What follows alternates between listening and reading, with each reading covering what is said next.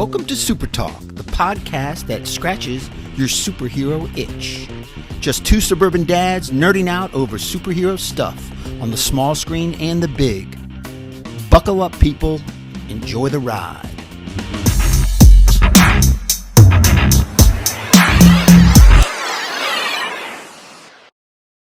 YouTube one more time. Professor, like a gentleman, are you ready, sir? Yes. Episode 126. Wow. In 3. Welcome to SuperTalk, the weekly podcast dedicated to news and reviews of comic book media on the big and small screen. This is episode 126. I'm your host, Brian Professor Pedersen. With me, as always, my illustrious co-host, Titanium Tony Estrella. A little subdued there. You a different angle. You came at that intro with a different angle. How you doing, Professor? I'm doing well. You get back from Alabama. Yeah, I survived Tuscaloosa. It was great. And good game. It was a good game. Tale of two halves. I tell you what. Obviously a very torn household with one child in both schools, but one Tennessee and one Alabama. Yeah. But the first half, Tennessee was winning 20-7 at halftime, and that place was shocked. Yeah. Silent. Just like, oh my God, what is happening? And literally my wife and I are sitting there like, we're not going back to the fraternity house after this if they lose this game. And then, Alabama runs roughshod on them in the second half. I think they had scored them 34-0 in the second half or something. It was crazy. But one of the traditions they have in Tuscaloosa is they do Dixieland Delight between the third and fourth quarter. They play it on the loudspeakers and the whole crowd sings it. And Alabama had come back and taken the lead and everything else, and that crowd was so pumped up for it. It was really cool to be down there. And a really college football's on fire. I mean, I take that. Nothing beats it. I mean, look, NFL is king. We know that, but college football is just every week there's a great game. Yeah. I mean, every week. It's a lot of fun. It is fun. And it's fun when your kids are in college too, because it makes it a little bit more meaningful. We know a little bit about that, right? Yeah. At least my bank knows a lot about it. My bank account knows the shit out of it. Hey, Professor, we got a lot to review today and a lot going on. Let's get into this. Exciting. Yeah, so let's start the show like we do every week by thanking the listeners that support us. Those are our patrons. Patreon.com if you want to join the patronship. Patreon.com/SuperTalk. Become a member. Support the show directly. It really helps us out if you want to become a member. So really appreciate those listeners that do that already. All right, let's jump into the review section. We've got a couple new episodes of our favorite shows to review. I'm sorry to interrupt you, Professor. Speaking of the patron, I'm running out of swag. I've been sending swag to people that have been supporting the show. So, hey, jump on now. Get aboard of that because swag is limited, at least until Christmas. Yeah, and I think we need to place another order soon because we need to get out of here and do another live show. We really do. That would be fun. We should do something during the Christmas time, something like that. We should pick an occasion and get out and see our listeners here in the local area again. So if you're listening, give us some ideas of when you think a good time might be, and maybe we'll get out and do another live show here somewhere. That's always a good time. In the neighborhood. Yeah, absolutely. All right, let's get into the reviews of our favorite episodes of Gen V first. So Gen V episode 6. Really kind of I mentioned this to you after I watched it. I felt it was like a strange episode. It was kind of what do you remember the name of the episode? It was something weird. It was like no, I can't remember the name. Yeah, but it was in. So the episode really centered around being inside of Cate's mind, and that's really kind of what happened at the beginning of the episode. Cate had returned everybody's memories that she had stolen or wiped from. What were your overall for this episode? What did you think? I think you made the best comment about it. I think it was really meant to give us an explanation about a lot of the individual characters and kind of their backstories individually and what their motivations were individually. Yep. And really kind of explain what's going on. So yeah. I think that what I'll say you said it too. You said, well, we kind of knew that. But we didn't confirmation. know. Yeah, it was not only confirmation, but detailed confirmation. Yeah. Like exactly the chain of events. And really, the big point about this episode was character development. Yeah. I think they did a very good job of giving us, so we've gotten to learn a lot about each one of these individual characters throughout the season so far. Their personalities, kind of, what makes them who they are. Now we understand why they are the way they are. We kind of got a little bit of each character's backstory in this episode, and I think it was really meant to be a kind of an explainer episode for us as the audience behind a lot of things that are going on. And I think the plot didn't move forward very much. It moved forward a little bit. We'll kind of talk about what moved forward, but it really was kind of let's just sit back and tell you about each one of these kids and what makes them who they are. So great. I mean, and that's why I enjoyed the episode so much. It's because a lot of these shows will leave these things hanging, cliffhangers, and not go back and kind of fill in the gaps of character development, timeline shit, like what's going on, how in depth did Brink know what was going on. He orchestrated it and knew the whole thing. Cate, what was her involvement? We knew she was doing something, but how really and she why? fucked up. But we didn't know why. Right. And she really fucked up Gold. And in some ways, as much as I was a little disappointed that we didn't get the plot moving forward, I think it was in some ways very brilliant of Amazon to do this, because these are brand new characters introduced to us for the first time during this series. Right. We got to know them a little bit in the first 5 episodes, and they used this episode to really kind of dive deep into each one of them. Right. And I thought it was really brilliant because it kind of made us, the audience, connect with them a little bit more. Yeah. Whether you connected in a good way or a bad way with them is up to you, but that's what I think this was about. So the episode starts off again with Cate returning the memories to everybody that she had wiped. And, of course, the first person who gets her memories back, Emma, she's like, oh my God, Sam. And she runs off to go find him. And they, have a bit of a tussle in the movie theater. Absolutely, yeah. Yeah, so... she's still my favorite character, Emma. Yeah, but she realized, oh my God, I love this guy. I'm going to go find him. And, so that was... And man, he is... How disturbed is he seeing puppets and stuff? That was kind of a bizarre, hysterical little sequence. That's his imaginary. He's fucked up, and I think a lot of it has to do with the experiments. Yeah, and Cate kind of scrambled their brains. I think that's what really fucked up. And we do know now that you eventually, even after losing your memory, she has to continually you'll get them back that because those superpowers are.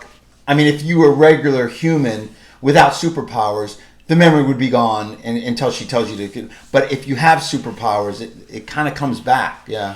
But you mentioned this a while ago. That it seems like that effort to wipe people's memories takes a lot out of her. And so we found out this episode that returning the memories is the same amount of effort.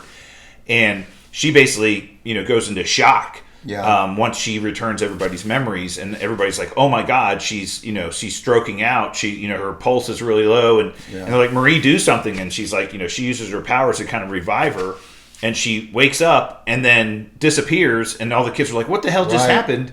And we find out that she brought them all into her mindscape, right? Who was the other soup that had the ability that trapped somebody in their mind? Remember, they were in the forest, and he trapped somebody and made them go to sleep, and they couldn't wake them up until he released them. Oh, that was in The Boys. Yeah, The Boys. You think he's related? It's weird, isn't it? That they had kind of the same. Yeah, that's cool. I remember that was because Huey and he was Soldier Boy. He was on Soldier Boy's team. Huey and Soldier Boy, Mind Master. Or something. And they went remember they went in the woods to find him. Yes. And they had trapped Butcher.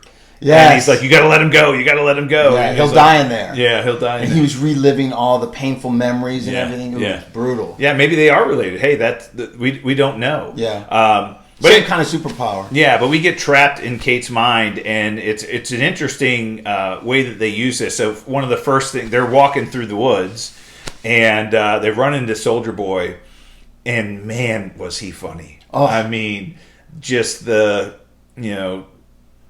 diddle that tittle, Little man in the canoe. Little man in the boat. Find little man. She would ride that pillow. I was like, oh my god, he was so funny. But I guess Soldier Boy. She obsessed over him. Right. He was like, I was her boyfriend. Well, pseudo boyfriend, imaginary boyfriend, right? Yeah.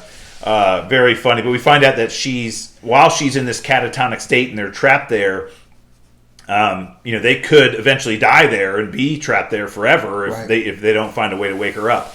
But we use that mindscape scene inside of her brain. We go into these different scenes with each one of the characters. We find out why Cate, what happened to her. I mean, she mentioned earlier to Marie that she had told her brother to leave and never come home, and he actually left and never came home. And one of the scenes we see in the woods is of her and her mom and the police trying to find her brother who had left, and they couldn't find him. And the mother really knows how bad her daughter is, and we find out that her mom, locks her in a no touching, no hugging, with a huge metal door on her room. She wouldn't let her out. And we see the dean come visit her and say, "I'm not afraid of you. I think your powers are wonderful. We can make this work." Saves her. Right, basically, brings her to school and saves her, knowing that her powers could be very useful to her. And then we also find out that the dean and who's the professor that you mentioned, the guy Brink, were using her to keep They were doing like a blood transfusion between Golden Boy and Sam to keep Sam alive, because they were draining so much out of him to create. I think it was the other way around. I think they were using Sam's blood to enhance Golden Boy. Yeah, so you're right. Sam's blood was being used to enhance Golden Boy's powers, and so they were in that. Sam is very powerful. Yeah, in that laboratory, and they were using Sam's blood to enhance Golden Boy's blood. And when he would wake up in the middle of the procedure, and you're like, "What the hell's going on?" And Cate would have to come over and basically wipe his memories. Yeah. That was and she said, "It's not working. It's not working. It's like I have to do this all the time now. He keeps remembering about Sam." And they're like, you got to keep doing this. You're doing the right thing. So we find out kind of why she's doing it. They were making her do it. They were totally, in charge of all of this, right? Well, because she was hooked to Soldier Boy, she was going to be his manager, and Golden Boy. A Golden Boy, yeah. So she was hooked to Soldier Boy, but in a different way. She was hooked to Golden Boy, and she was like, "This is my ticket out of here. This is my ticket to a normal life." And that's what she was promised. So she wanted to help his career along as much as possible. And I think at one point in the episode, or not this episode, or maybe a past episode, we find out that she was in the hero school, but moved to like management. Yeah. Basically like an actor's manager or something, but for superheroes, Right, but we get very similar backstory, kind of explainers for Andre, and you see some of his relationship with his parents, and then you get a little bit more with Jordan, and then you get a little bit more, you get Marie, all the other kids see Marie's scene with her parents in the bathroom and what happened there, and then her sister seeing, her parents get killed, and so basically all the kids see the past trauma that each other has gone through to be where they are today, and they kind of understand each other better now. Yeah, good, bad, and indifferent, and a lot of it was bad, especially Jordan, but they understand that, it was a very trying, hard, traumatic, toxic thing that happened to them that put them in the place that they are now. And I think that created a bond for them. They really bonded at that moment. Well, they found out that each one of them had an opportunity to kind of stop what was going on, but they all chose a different path. Like Jordan specifically, walked in on Brink, manipulating Golden Boy, and she could have stopped it, and he was like, well, that's why your discretion is the reason why I'm making you my TA, and she's like, oh, you're making me your TA, and so they were like, you had a chance to do something and you didn't, and they're like, well, and then each one of them had kind of their own opportunities to change the path of where they are right now, but they chose a different one, and they know now that they made the wrong decisions. Isn't that the story of every superhero? A traumatic incident, something happens, you learn from it, and you either become a villain or you become a hero.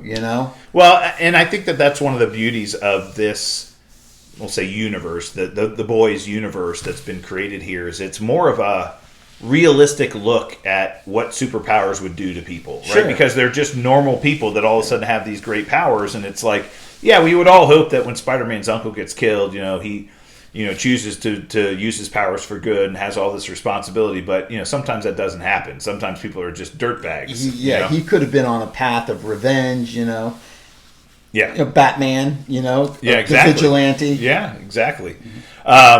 So anyway, we also find, so eventually Andre is speaking to Cate in her mind, saying, "You need to wake up. I love you. You're not leaving us. You need to wake up." And she does wake up. They come back. They're all saved. They're no longer inside of her mind, and she's okay. Well, then Sam busts in with Emma and sees Cate and says, basically like he knows that she's the one that's responsible for all this, and he basically picks her up and tosses her across the room. And he's wrecking house, and Emma's eventually able to talk him down and say, look at me, Sam, look at me. Well, she's a villain, but she's not the villain that we're after here, right? And the other big subplot to this episode is that we see that the dean had gotten the scientists to create a virus that could inhibit Soup's powers. So there was a Soup that they had, even kill them if distributed enough. Well, what eventually, first off, they find, so there's this Soup that they've got locked up in the basement in the woods inside of the school, and she's like sick. You can tell she's like sick, and she's trying to use her powers and she can't. And he's like, "See, it works perfectly," and she's like, "Can you ramp it up a little bit? Give her more. Give her more. Let's see how far it'll go." And eventually they come back in to find her, and she's dead on the floor. And he's like, "Oh, I think we went too far." And she's like, "Do you think you can make it contagious?" Yeah. And so I had mentioned this to you. We were talking about this, that this concept of a superhuman virus. And basically they were in the room, and the question that was asked was, "Well, can we get this?" And they're like, no. Here, that's the beauty of it. It only affects people with compound V in them. In the blood. It attaches to compound V in their DNA, and that's what deteriorates. So it doesn't affect non-Soups at all. And then the professor, the dean was like, "Oh, this is great." But that whole concept of a superhuman virus stolen directly from the X-Men comic books. We don't know everything about this Dean either. I think there's something even more nefarious about her than what was going on. Well, she has been very much afraid of Vought, right? While she's at the school, kind of on, at Vaught's will, she's working at the school, she's always afraid of them. Like, her biggest fear is them finding out what's going on there, or them coming in and taking her out of power and replacing her with somebody else. And so she's told the scientists a couple times, "Let's just do this, just you and me. We don't need to tell Vought about what's going on. Let's just make sure we get this right before we tell them." Something's going on. Yeah. But that whole concept in the X-Men comic books, they had something called the Legacy virus, which only affected mutants, and there were several mutants that ended up coming down with it. Some of them died. Maverick being one of the mutants that died from the Legacy virus. Colossus ended up getting it at one point in time. It really it's pulled straight out of the X-Men comics. And almost everything is with a twist and a different angle. It's really good, and congrats to them. Good news for us. Gen V has been greenlit for season 2. So there will be a season 2 of Gen V. No surprise, right? No surprise. The reception's been so good. Oh, fabulous. And we do also know that this Gen V will end leading into the next Boys. So it will tie into the next season of Boys. This will tie into it. So good stuff. Yeah, really good. All right, let's get into Loki season 2, episode 3. I was a little bit, I wouldn't say disappointed in this episode, but it was very much I felt it was, I guess we had to find out what was going on with Renslayer, and I think that's what this episode is really designed to do, is find out what happened to her after the end of season 1, right? And that's where the episode really picks up. We find out where her and Miss Minutes went, right at the end of season 1 Yeah. when she left Mobius in that room and they escaped.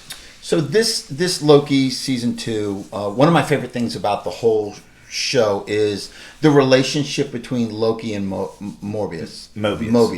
So I love that character, those two characters, and the way the banter between them and the way they play off of it. And we got a lot of that in this episode. So I really liked this episode. I thought it was it really kind of defined the plot a little bit there, and we really saw who could potentially be the big bad in this series. Oh yeah. So the whole Mobius, and it's not Victor Timely. Mobius. So Renslayer and Miss Minutes end up coming back in the past, and they find a very young variant of He Who Remains. Yeah, and it's in the sacred timeline. So right. which tells you that this is He Who Remains, like way in the past, and they end up giving him a copy of the TVA guidebook that Ouroboros had written, and drop it into his room. And then they go forward in time about 35 years, and he's now an adult, and he's this guy Victor Timely on a branch timeline. So that dropping the book, he became a variant at that point in time.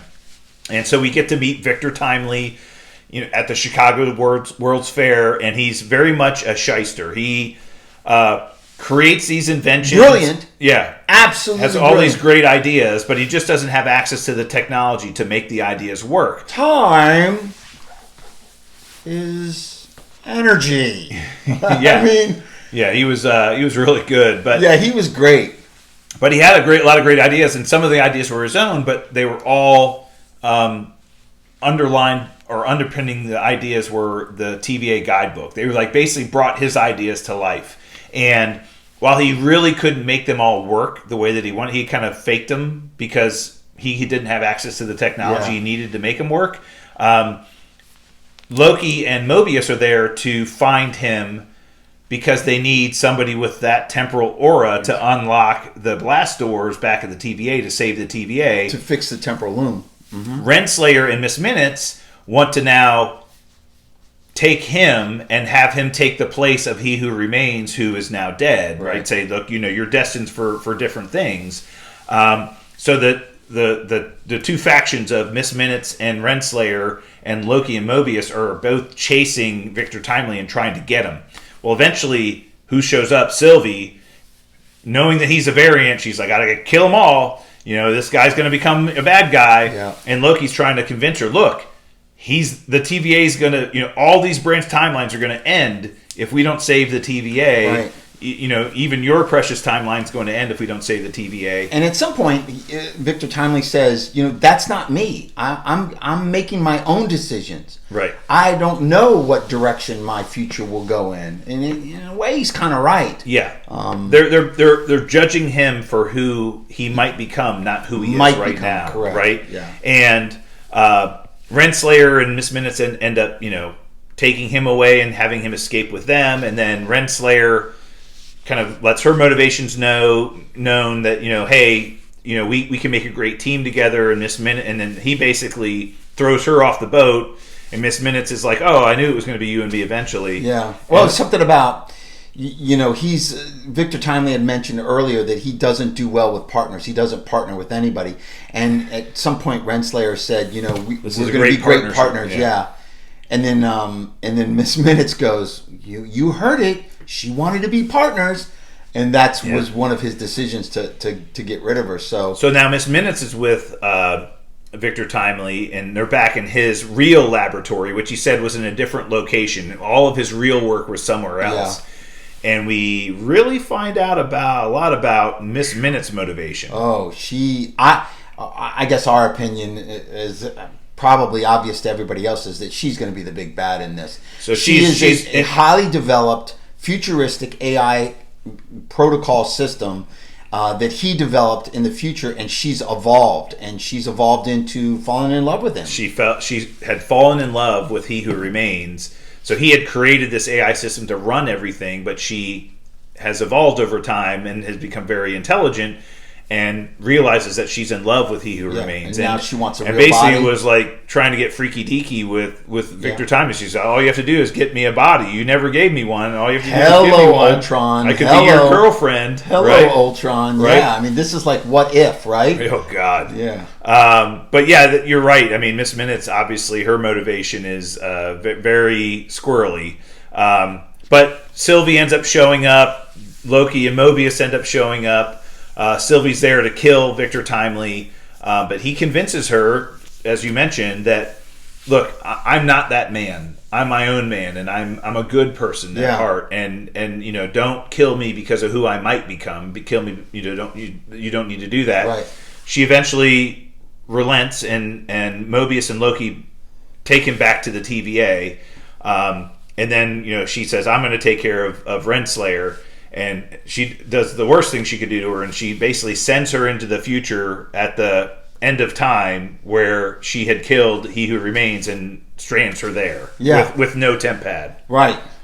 With Miss Minutes. With Miss Minutes. Yeah, is there as well. And their end conversation is very interesting. I want to ask you about that. But I got two questions for you. One, before that happened, when they were in his real laboratory out of Chicago, he showed her, said, "This is the culmination of my life's work." He was holding something up, said, "This is the culmination of my life's work." And it looked very similar. It even had the door that flipped of the pod that was in Quantumania.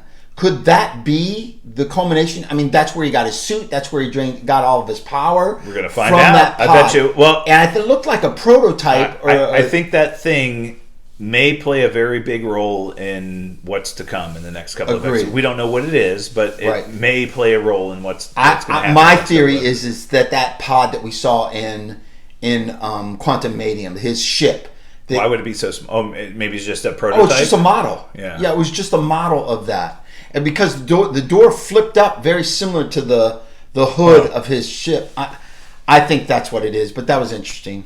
Number two, at the end, that conversation when they're at the end of time and He Who Remains is dead in the seat and is kind of decaying. Yeah. And they're there trying to figure it out. And Miss Minutes, talks to Renslayer about, there's a secret that I need to tell you and you're going to be really mad when I tell you. What do you think that secret is? That they stole her from the past, brought her to the TVA, basically that she's a variant. Yeah. She doesn't know that she's a variant. Right. So I think the truth is she's going to come clean and say, you're a variant, or you weren't a variant, but we took you out of your timeline to come work for the TVA. We wiped your memories. We made you fall in love with whoever, and you guys were a team, and then we wiped your memories again. And so I think she's going to come clean with who she really is. And who she really is and what they did to her to get her to where she is. Because in an earlier episode, we heard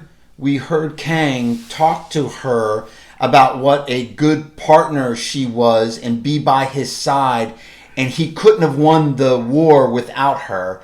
So she's a pretty integral part. Yeah, that was the tape that Loki played back in the past. Yeah. So you think that's what it is? I think that the secret is that she's where she came from. Where she came from. Yeah, who she really is in life, right? Or maybe her relationship in another lifetime or another timeline. Or that they were partners, right? They were partners, right. Yeah. Interesting. Yeah, we'll find out. Yeah, so I think the next episode is going to be a really good one. I like the episode. It was good. Yeah, I think the next one's going to be a really good one, though. Good. All right, well, let's jump into some of the news that dropped this week. A bunch of things. News that just here dropped recently. Sony has confirmed that they plan to begin development on Spider-Man 4 later this year once the actor strike has ended. So they're assuming the actor strike is going to end before the end of the year, and that's what they're waiting for. But they do plan to begin production on Spider-Man 4 later this year and plan for a late 2025 release of that movie with Tom Holland. Really exciting that they're going to get started on that pretty quickly and get that movie out by the end of 2025. So that's awesome. Yeah. I mean, great news. Well, I hope the strike ends. I heard George Clooney, Scarlett Johansson, some pretty big heavy hitters went to meet with the top notches, the top honchos at the Actors Guild, who's negotiating these things, and they made a pretty big offer apparently, and it did not go well. The Actors Guild did not want to budge one bit, even with the actors pleading to them. Not that they need it; they can live off their savings for the rest of their lives, I'm sure, or their investments. But for these other actors to close this out, get something done, and it didn't go well either. So I don't know what's going on there. It's an ugly scene, man. It really is, and so we'll see what happens with that. The other good part of this news is that there's a very good likelihood now that John Watts may be returning to direct Spider-Man 4, which would be a huge win for both Marvel and Sony. John Watts obviously did the first 3 Spider-Man movies. All 3 of them did very well. Both the first 2 made over $1 billion, and the third one made close to $2 billion, which is about as good as you get. And so having John Watts back, as everybody knows, he was originally attached to direct the Fantastic Four movie.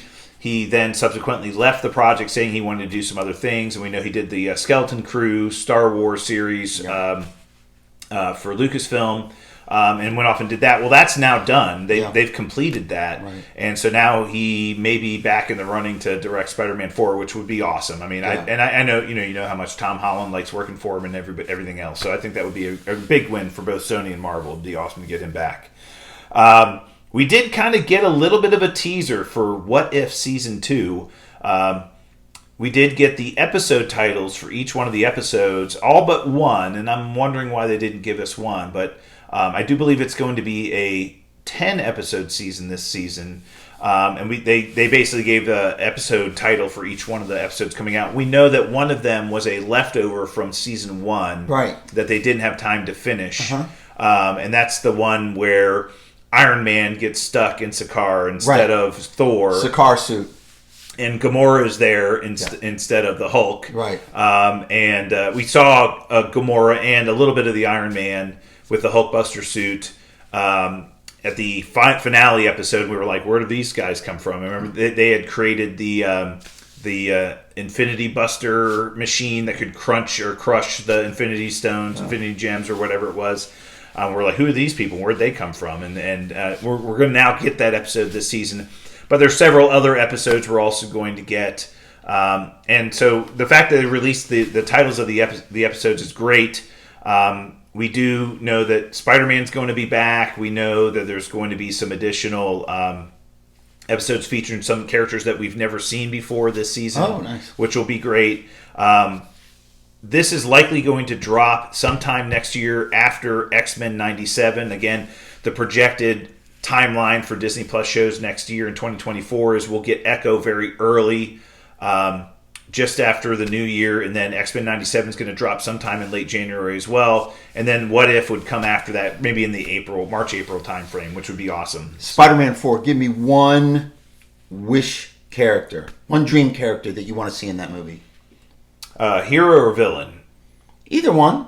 So I would love, and I don't know if they're going to do this, but I would love if they introduced the Miles Morales character, not the Miles Morales Spider-Man, but if Miles Morales, the character, showed up in the movie. We know that Sony is going to be doing a live-action Miles Morales movie. They've already kind of made plans that they're going to do this and introduce that character into the Spider-Verse or the MCU or whatever it's going to be. I would love Miles to be in the movie just as Miles, which would be a great teaser for his own things project to come. Yeah, so that would be really cool. In regards to villains, there's so many great Spider-Man villains. I just want them to do. So we haven't seen, I would say, true representations of some of the ones that I really like. The Rhino that they did in the Amazing Spider-Man with the big suit was like just horrible. Do a Rhino. I think we're going to get a Rhino in Kraven, though. Okay. I think we're going to get a version of a Rhino. You think Kraven's going to be in this movie? No. I think Rhino will be introduced in Kraven. Oh, really? The movie, yeah. So whoever because we kind of got that, that one little scene. But I'm with you. I want that character in this movie for sure. So other than those, my biggest wish would be somebody like Tombstone, who I think is a great Spider-Man villain. Tombstone, Hammerhead. There's just so many, but they're all kind of lackeys of. And this kind of gives me a little bit of motivation for this movie too. I really would like Kingpin to be in Spider-Man 4. And my hope for Daredevil Born Again, we know that Kingpin's going to be in Echo. We know that he's going to be in Daredevil Born Again. My hope was that they were doing a lot of character development with the Kingpin character to make him a relevant villain. I believe that they're coming back to more of the street level friendly neighborhood Spider-Man stuff that we have come to, not this Iron Man, Iron Spider kind of stuff that we got with him the last couple of Spider-Man movies. I think they're going back to the street level with everybody not knowing who he is, and he's going back to the regular suit and all this other stuff. He's going to be in college, which is the way it should be. We know MJ's coming back. We do have confirmation that she is definitely coming back in this movie. But I would like Kingpin to be at least if not the big bad of the movie, the reason behind the villains that are in the movie. And a lot of these villains, Spider-Man villains, are lackeys of Kingpin, right? So I think that would be a really good... And so he's got to thwart some criminal plot that involves all these, criminal characters or villains, but the Kingpin is the one who's pulling the strings. He's the Kingpin, right? Yeah. Right. Black Cat would be somebody else I would like to see introduced in this. Oh, that'd be great. Like a Miles Morales type of cameo, like just Felicia Hardy. Well, they kind of did it in the Amazing Spider-Man 2. Yes. They introduced the Felicia Hardy character. Yes. She worked at Oscorp. Mm-hmm. But as Felicia Hardy. But they were like, oh, it's Felicia. They call her Felicia. Is that the Black Cat? Yeah. That would be really cool too. Yeah. Yeah. Yeah, I'm looking forward to that. Awesome. Okay. All right. What's the next one? I did want to talk about. So you and I talked about last week. The last Marvel's trailer showed the Bifrost, kind of coming into one of the spaceships, and somebody was going to show up, but weren't sure who it was, and everybody's like, "Oh, I think there's going to be a Thor cameo in this movie." So somebody mentioned to this. I don't know who it was that. We all think it's going to be Thor, but I bet it's Valkyrie. And I'm like, you're absolutely right. It's going to be Valkyrie. Why not? And that is so typical of this movie. Yeah. Why would you bring Thor into this all-female movie when you can just bring another... I called a friend. That's what Miss Marvel says. Oh, my gosh. Interesting little shout-out to... God, I butcher names, people. I butcher names. Balder the Bold? Balder the Brave. Balder the Brave. In the Loki. Thor's brother. Yeah. Balder the Brave. No. No one even knows him. Balder. Nobody knows him. He's Balder the Brave. He's right there. Of course, everybody knows him. That is one character that they have not had on any of That'd be kind of cool to bring that in. The Thor movies or anything. To introduce him, but you're right. Valkyrie. It's got to be Valkyrie. It's got to be. I mean... not looking forward to this movie, but I'm telling you, some of the clips that they've released, I'm like, maybe this movie might rip a little bit more than I thought it would. Maybe it might be pretty good. So we'll see. Just some of the clips, though, I'm starting to watch these clips. Let me ask you a question. Of every Marvel movie that's ever come out, every MCU movie, every single one of them, even the ones we've gotten recently, your excitement level on a scale from 1 to 10, how would you compare this excitement level for this movie versus every other MCU movie that's ever come out? Let me make myself very clear. It went from a 2 to a 2.5. Okay. So excitement level's like a 2. It's like maybe a 3. It's like a 3. It was a 2.5 and now it's a 3 because of some of these new clips. And I in some ways... I don't think that that's a bad thing because I don't think my excitement level or expectations for this movie could be any lower. Yeah. I mean, they're very low. So your expectations are so low, there's only one direction to go. Right. And it could shock you. Right. I think in some ways, I'd almost rather it be that, because if it's as bad as I expect it to be, I won't be disappointed. Right. I'll just be like, well, yeah, I knew this was going to happen. And that was the way I went into Shazam! Fury of the Gods, right? Yeah. When that movie came out, I'm like, I like the Shazam character. I like Zachary Levi. But I have zero expectations for this movie being anything than just a fun way to spend 2 hours. Yeah. And met my expectations. Yeah. It wasn't great. No. But it was fine. Yeah. It didn't disappoint me. Going into like Thor: Love and Thunder, Ant-Man and the Wasp, Quantumania, my excitement level was much higher, and I was heavily disappointed. Yeah. And I think that definitely affects my view of the movie after it comes out. So what I'll say is, when we do go see the Marvels, my expectations are very low. So if it ends up being better than I'm expecting it to be, I'll be pleasantly surprised. And I think my feeling is there's going to be parts of this movie I despise. There's going to be parts of this movie I can't stand. But there may be a couple of things in the movie that happen to be like, oh, that was pretty cool. Yeah. And maybe that's a good way to go looking at it. We'll see. Yeah. We're going to find out real soon. Yeah, in a couple of weeks, we'll be able to find out. What else you got, Professor? So let's jump into our topic of the week this week. Of course, brought to us by our friends over at Studio GG Studios, home to Man Van Corn on the Car. Yeah, absolutely. New hit, and I'm going to put it at the end of the show. Roll the dice. Oh, new song. New song. Oh, yeah. Well, we gotta check that out for sure. Absolutely. So go check out their page. We always link it in our show notes, and if you want to go check out Roll the Dice for yourself, just go to their page. They'll be happy to show it to you. All right. Well, our topic of the week this week is the official announcement that Deadpool 3 has finally been delayed officially. So we talked about this a little bit last week. We were concerned that this movie was going to miss its May release date next year. They had done a number of on-site photography before the strikes occurred, before the writer's strike, and then ultimately the actor's strike. They were able to go to some of the locations that they needed to go to film certain scenes, and they got those out of the way, but they have a lot of filming yet to do. A lot of studio work yet to do, and a couple of locations they still need to go to that they haven't. And the director came out and said, look, we got some film, but we have a lot more filming to do, and I know Marvel's very motivated for us to hit that May date, and we're going to do everything we can. We heard from the director that if the strikes lasted longer than 90 days, they were going to have a hard time making their date.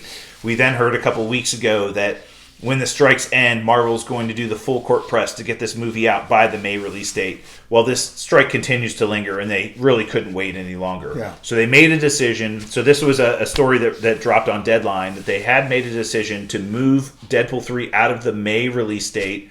And while we're disappointed, I would rather them move it than rush it and not be well done, and not be complete. So the good news is, I guess there is some good news. It looks like they're now moving Captain America 4, Brave New World, up into that May slot to take its place. So Captain America 4 had completed all of its principal photography. They had done all of the filming for the movie already. They were in post, VX post. Yeah, they're doing a lot. All the visual effects are being done right now while the strikes are going on. Yeah. They do have some reshoots to do. They do need to bring the actors back for some reshoots and redos on some of the scenes, but they believe they can get all those done in time to make a May release date, as long as the strike does eventually end. Yeah. Interesting. I don't know. That movie, if they don't have some cameos or introduce some new characters, we know we're going to get Red Hulk in there, and that's what I'm looking forward to the most. That's what I'm looking for. That could be a redemption arc for me personally, because they made regular Hulk, Bruce Banner, they made the regular Hulk such a pussy and such a defeatist. He loses all the time. He never goes. He never wins. He never has big wins. He's always losing. And the Hulk, in my mind, in the comics and everything, he always came out on top. He always was more powerful than anything. And if he was getting beat, he'd just get angrier and angrier and bigger and bigger. Yeah. And if you've noticed, they've shrunk him. Like, he's like the same size as Thanos. Well, in the comics, he was bigger than Thanos. And they've actually shrunk him down to like a bodybuilder, like a regular human bodybuilder. Yeah, I mean, I agree. What happened on the spaceship in the Thor spaceship when Thanos beat him, that never would have happened in the comics, because he would have just gotten angrier and gotten bigger and stronger and would eventually rip Thanos in half. Now, what would have made more sense is if he had used one of the Power Stones or something to defeat Hulk or punch him into unconsciousness or something. Right. but not just hand-to-hand combat. Yeah. Pure strength. Come on. Yeah, come on, man. Yeah, man. Come on, man. So, in some ways, so here's what we know about this movie. We don't know a lot of details. We know, obviously, Anthony Mackie's returning as the Falcon version of Captain America. And they moved it to May. May. So this is coming in May now. They flipped Deadpool 3 and... Not flipped. So here's what we know. We know that Captain America is moving into the May slot that Deadpool occupied. Okay. Captain America 4 was originally slated for the July spot. Mm-hmm. That spot is now vacant. And it's likely now that Deadpool will be moved to October. So they're saying it's going to be into a late, like a fall release date in the October timeframe, just to give it the time it needs to complete. So it's likely we're only getting 2 movies from Marvel next year, Captain America 4 and Deadpool 3. Nothing will be coming out in that July time slot, release slot for Marvel. Not surprising. Thunderbolts was originally scheduled to be released at the end of next year. That movie never even started filming, so there's no way in hell that thing's going to get done. No way. And we know the issues with the Blade movie, which is going to be the next movie on the calendar. We know what's happened to that. So 2 movies from Marvel next year. Captain America 4. Here's what we know about Captain America 4. Falcon's coming back as Captain America. We know the leader's returning to this movie. We know Harrison Ford is now going to be playing Thunderbolt Ross, eventually going to become the Red Hulk. The Red Hulk. We believe that Anthony Mackie's version of Captain America is putting together a new team. Yep. We believe... We're going to get a new Falcon. Yep, we're going to get a new Falcon. We know there's a subplot potentially with the Tiamat body that's in the Indian Ocean being made of adamantium, which is obviously a teaser for what's going on with the X-Men and Wolverine in the future. We know the Serpent Society is going to be in this movie. Society, so I do think that there's a lot of good things. And the big thing that I think is going to come out of this movie is there's no real official Avengers team right now. And I think what will end up happening at the end of this movie is we will have a team of Avengers that's going to be moving into some of the future projects that are going on. So I think that's something we have to look forward to with this movie. They've always stated that this is somewhat of a mini Avengers movie. Yeah. Hopefully with enough characters in it. Yeah. Kind of like Civil War was as well, right? So, look, I think this is great. As much as I'm disappointed, because I think Deadpool 3 probably the movie that's on the slate right now that I'm looking forward to most. Yeah. And with all of the potential cameos and rumored cameos, and that was another thing, the director was asked about all of the cameos, and he's like, look, that's a loaded question. I'm not going there.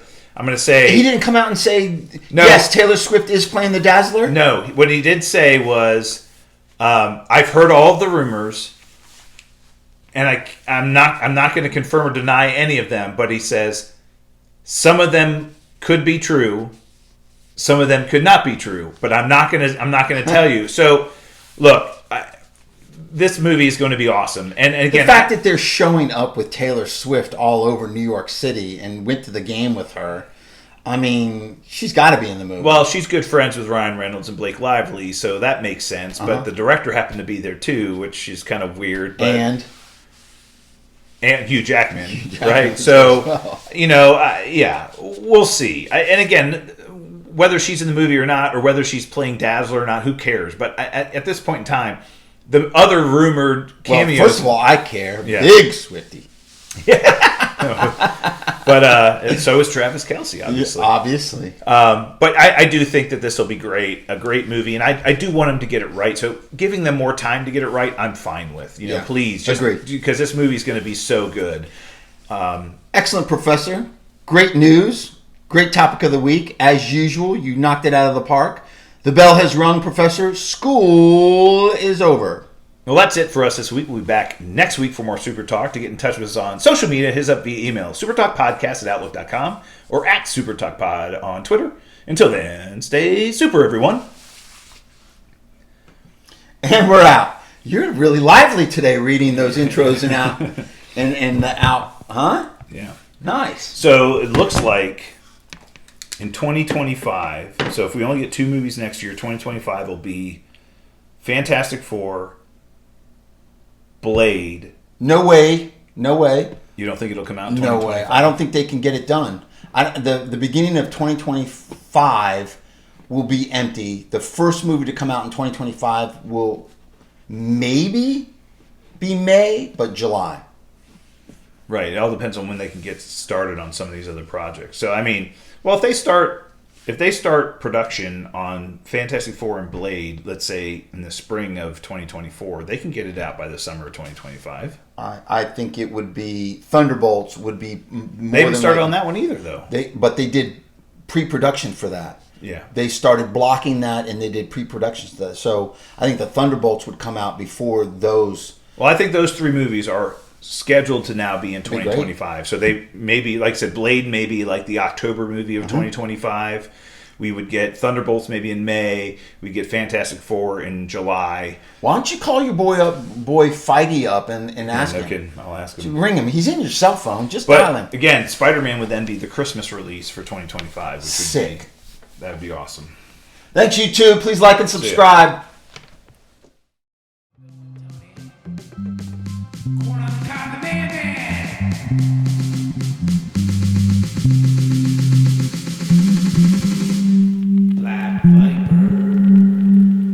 Everyone likes this game. Haters gonna hate. And I know you can't wait to see the Black Viper. Round and round she goes. Hardly no one knows. In her black pantyhose. Black Viper.